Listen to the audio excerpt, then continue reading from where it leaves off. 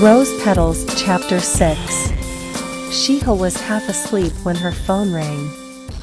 She turned over as she felt a hand around her waist. She sat up and looked at her cell. "Baby, aren't you gonna answer that?" He pulled himself closer to her. "Or silence it. I have to leave in a few hours."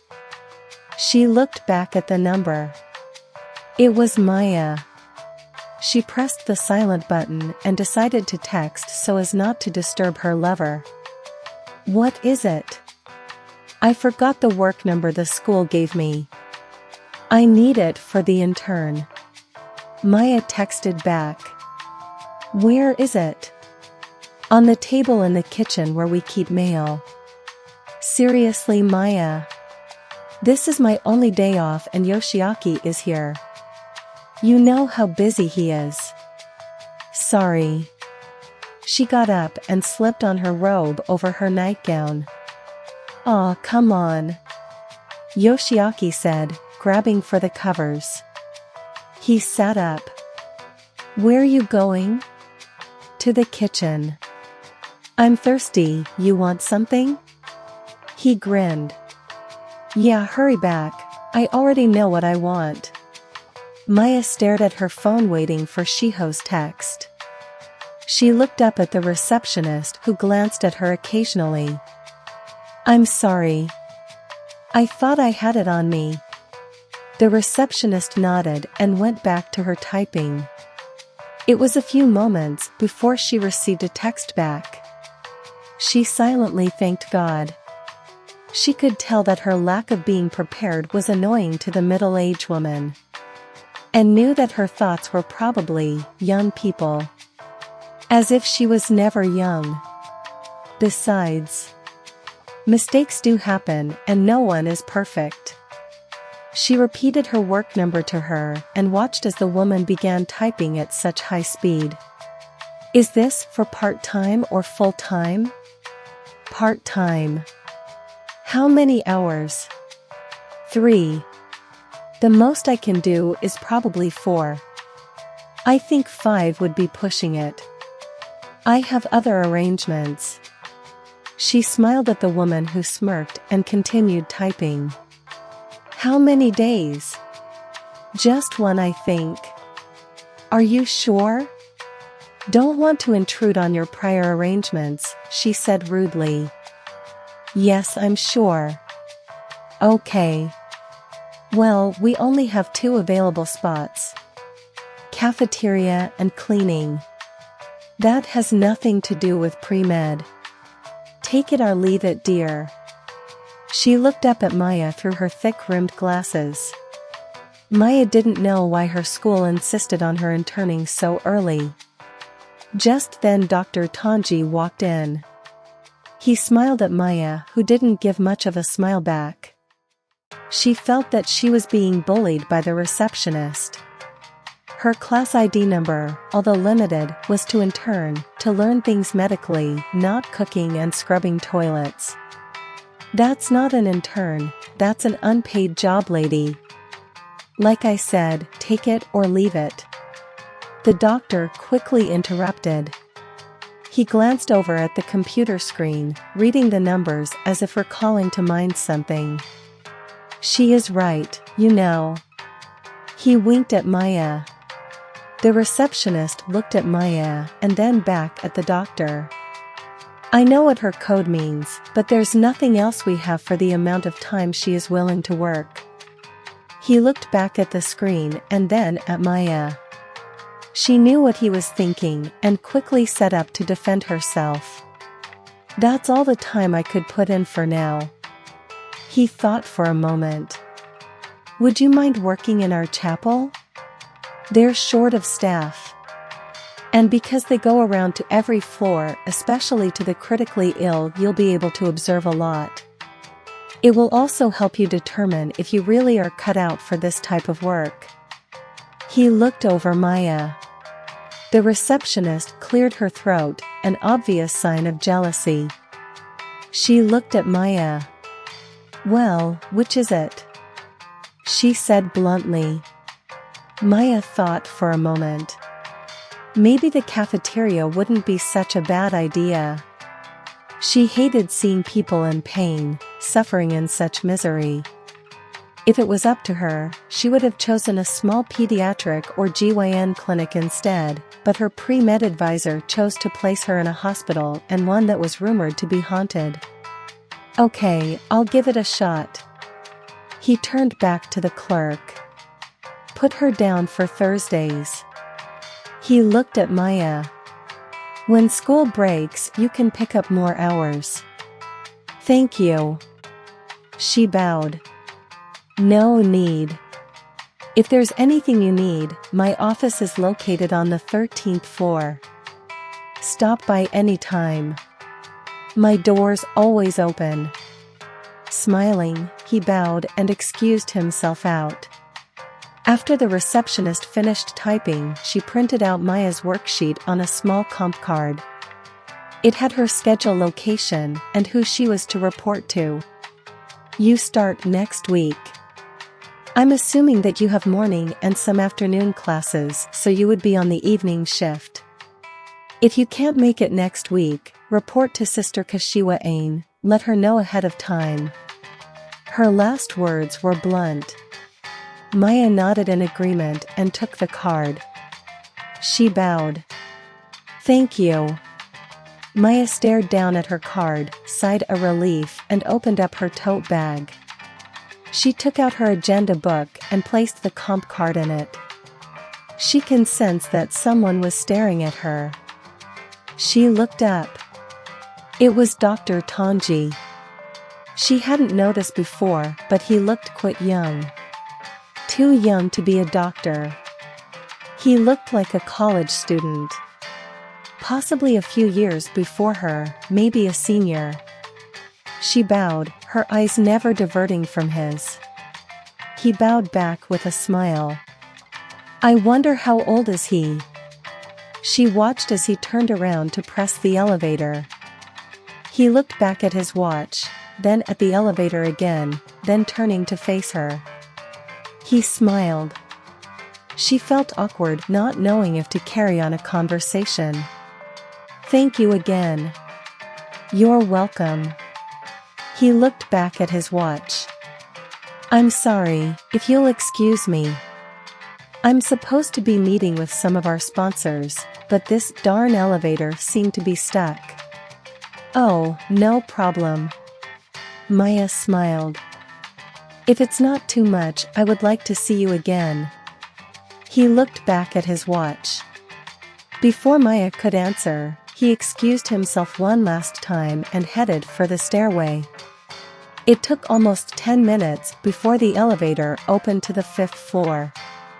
It was crowded as everyone was making their way down to the lobby.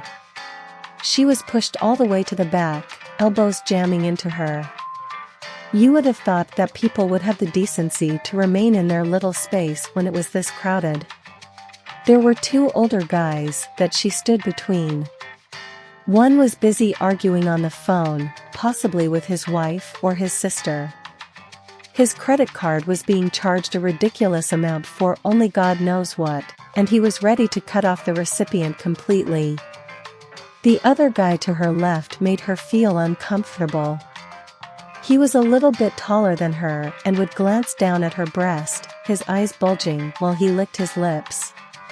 She turned her body towards the angry man on the phone and softly apologized as he stared at her for her rudeness. He whispered under his breath, "Foreigners." When the person on the other end asked, "What's that?" he picked up where he had left off, before the rude interruption, cursing and swearing. The elevator finally opened, creeping at its usual pace. She was in such a hurry to get off.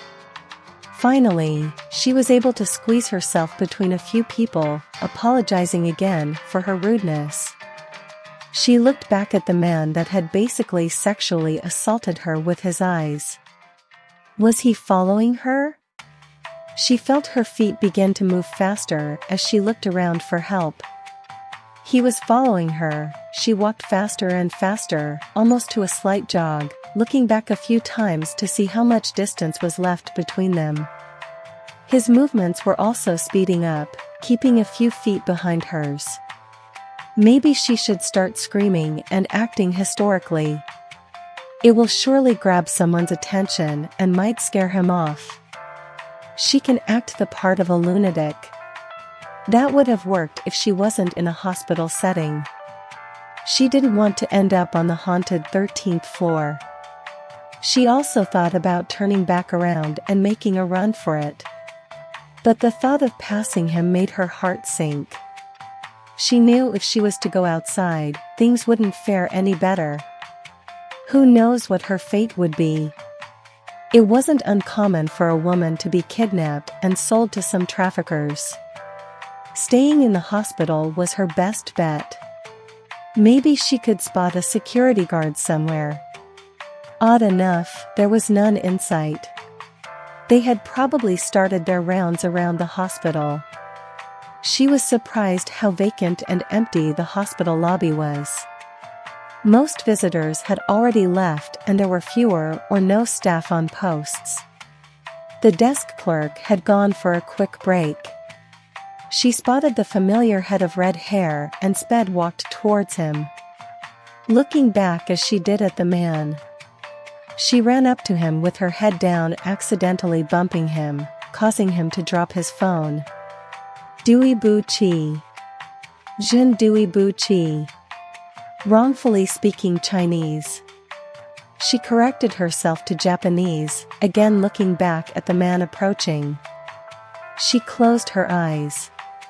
God help me. He was surprised at her Chinese pronunciation.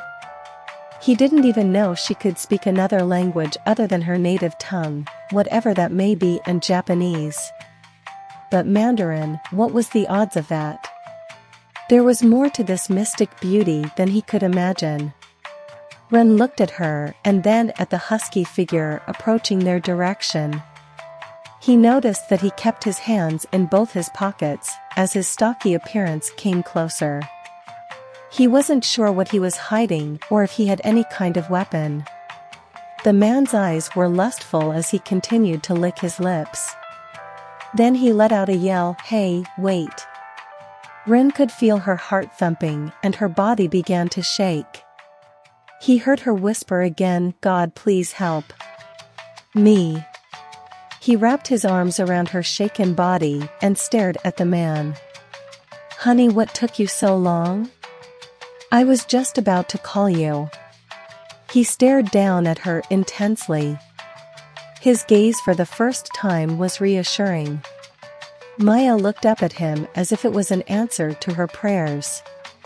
I was held up. I'm sorry." She lowered her gaze. "What was keeping you?" Maya looked up at him again. Why, he couldn't leave it at that. She was in no mood to act this part. Plus she felt that he was being just plain nosy. My intern. I had trouble with the options I was given. Is it settled then? Yes. He brought her in closer as the man came near, bent on listening and seeing if she was really with him. If he wasn't, he could act like they knew each other in the past. No one would question, since most people tend to mind their own business. Her heart was thumping loudly, vibrating through his chest. He whispered in her ears. "Hold me, he's behind us." Maya did as she was told. Tighter. She squeezed him as tight as she could and he squeezed her back. Then he kissed her neck, making her whole face turn red. What the heck was that for? She wasn't sure she wanted to continue playing this part and tried to squirm out of his hold, but he held her tighter, resting her head closer to his chest. She could hear the steady rhythm of his heart.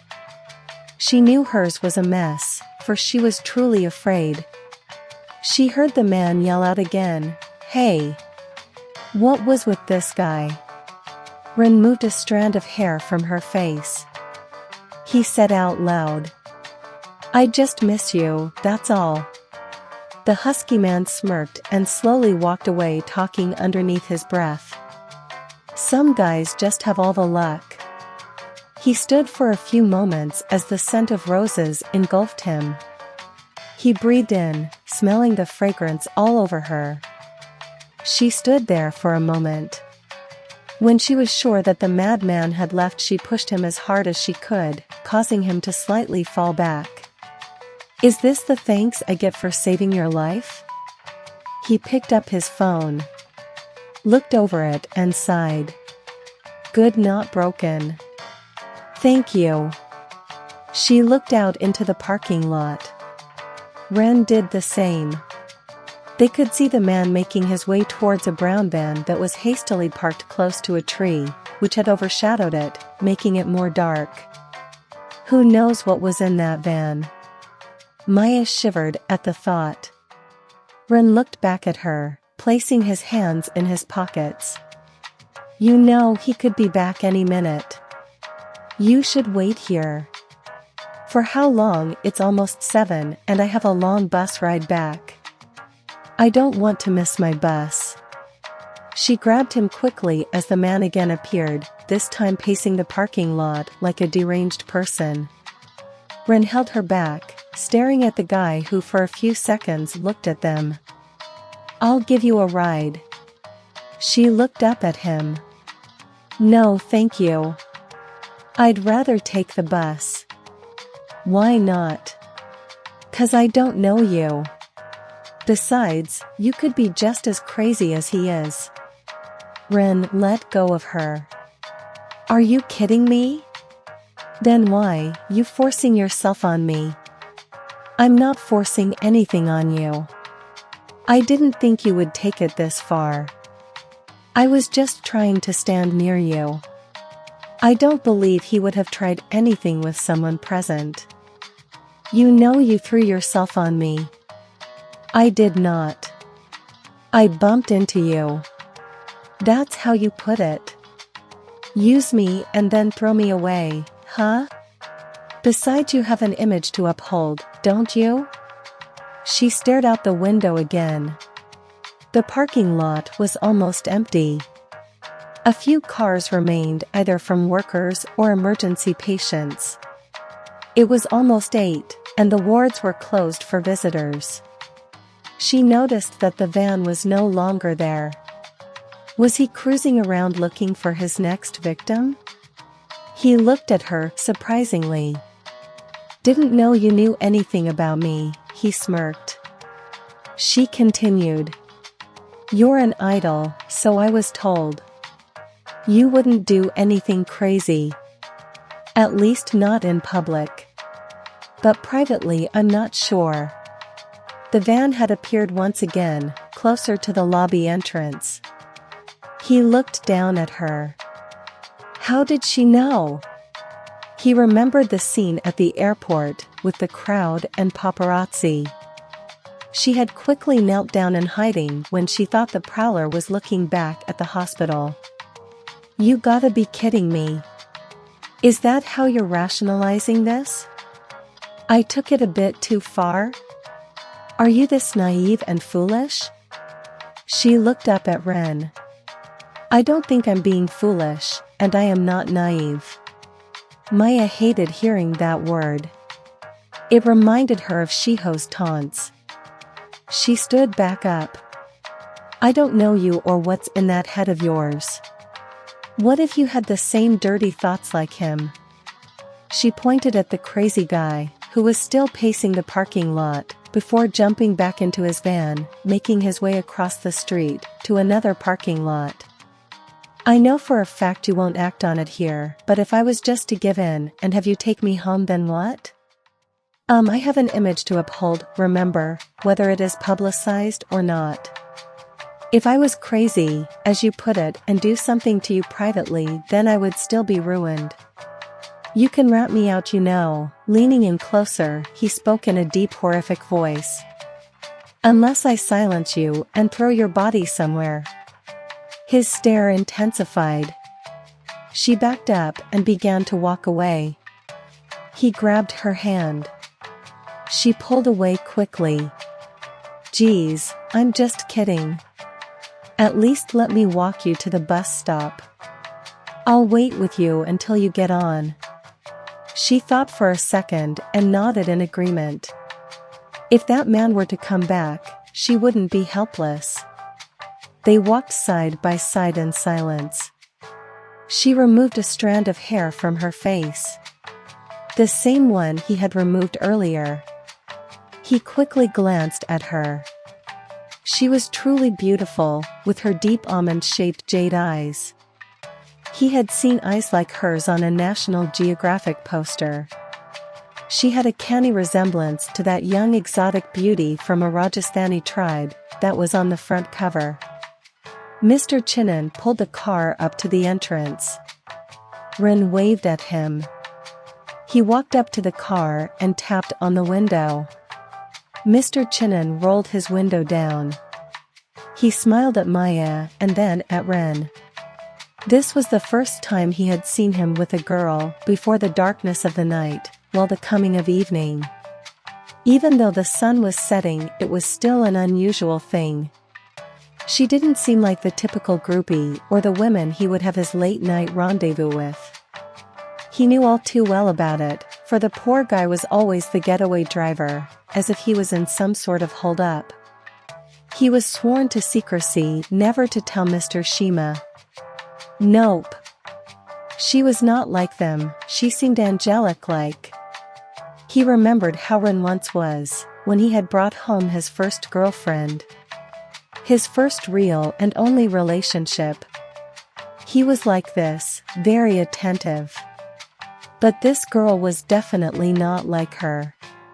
Mr. Chinnan knew the destruction that relationship almost caused him. He shook his head quickly, as if to somehow rebuke that thought. He smiled again at Maya, and felt a warm feeling from her smile. Yes, she was definitely not like her or any of the others he had seen. Wait here. I'm taking her to the bus stop. He watched as the two walked away. They walked side by side. She made sure there was some distance between them, but not too much in case the man was to appear again. She was thankful for no sign of him and sat down quietly on the bench. Rin stayed standing looking down at her and back at Mr. Chinnan's car. He could never guess what the poor man was thinking. He never took notice of any of the rude, drunk or sometimes obnoxious women he had to help in and out of his car. This was the first time he even smiled at one. He waved at him, as if to say, mind your own business. Mr. Chinnan quickly turned away, looking straight ahead at his dashboard. From time to time he would allow himself to take a quick peep, and then return to staring at his dashboard, tapping his fingers on it and humming to himself. It was her smile that had made him feel gay. He turned on the station and waited patiently. Maya pulled out her novel and turned to the page she had bookmarked. He looked closer. She closed the book and looked up at him. Do you mind? He actually did. The cover showed a couple embracing. A romance novel, no doubt, he thought. She's most likely one of those hopelessly romantic type that he heard about through some friends. He had no interest in women like her. Especially since he believed that they were the hardest to please. He was told that they were extremely needy. They expected hordes of gifts almost every day, all year round. God forbid if you were to forget any major holidays. Christmas and St. Valentine's Day, and let's not forget birthdays, and having to buy her mother something on Mother's Day along with your own. A man can go broke with a girlfriend or wife of that sort. Even if he had decided to give them a try, he wouldn't know what to do. He knew that roses and candlelight were the norm. Eat-outs, and not the usual dining in.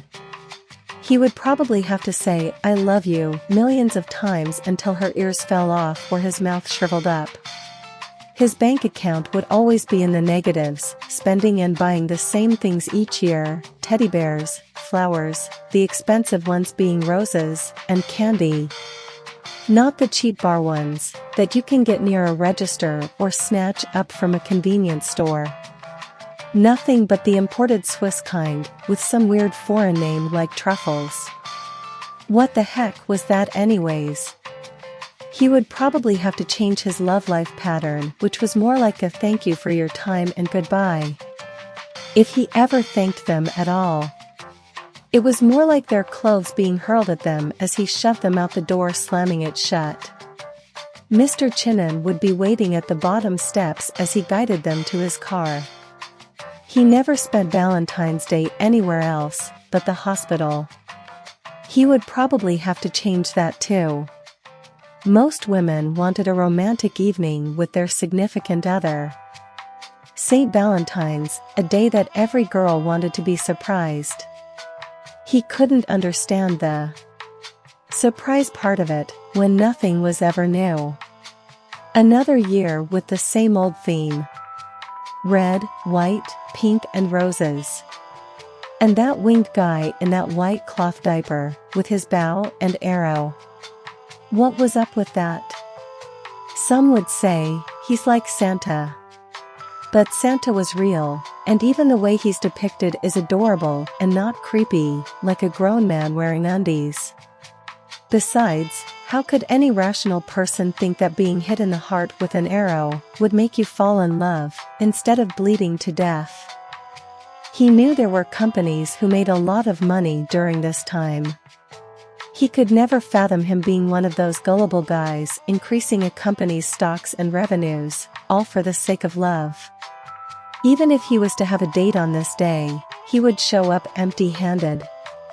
If the relationship was to progress after a few months or a year, she would probably be more demanding. Something every girl dreamed of since birth.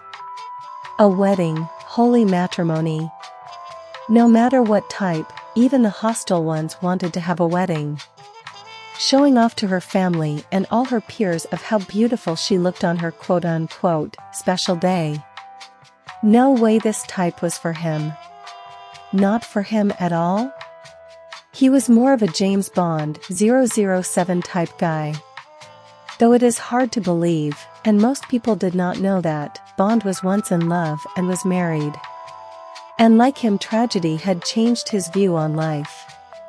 Yes, sir. He preferred to stick to his motto and beliefs in life. Yet something about her was alluring, tempting him to give way to all what he and his group had stood for many years. The most handsome bachelors in Tokyo. Since middle school, women were interchangeable to him. He didn't care about their feelings or even his towards them, if he had any at all. Everyone he knew had no or little self-respect. Those that had high standards, he and his friends were able to lower it. Morals were just a thing of the past, and were in deference to the 21st century. I mean, what could anyone expect from a culture driven by death? When he was sent overseas, he saw so much and learned too much. He wanted love once, but the lust in him had overpowered his flesh. And the woman that was responsible for his sinfulness almost drove him to hate. He didn't love her, but her thrills made him want her more than any woman. She tempted him to the point of sheer madness as he began to lose himself and his dreams. She was like a drug and he was an addict. It was like shooting himself up with heroin. She was no good for him, but his every being needed her. He needed and wanted that thrill only she could provide. He was nearly on a self-destructing path. One that not even his closest friends or family can get him out of. Only God himself can save him. He was spiraling so fast out of control, until tragedy had somehow pulled him away, and he lost everything.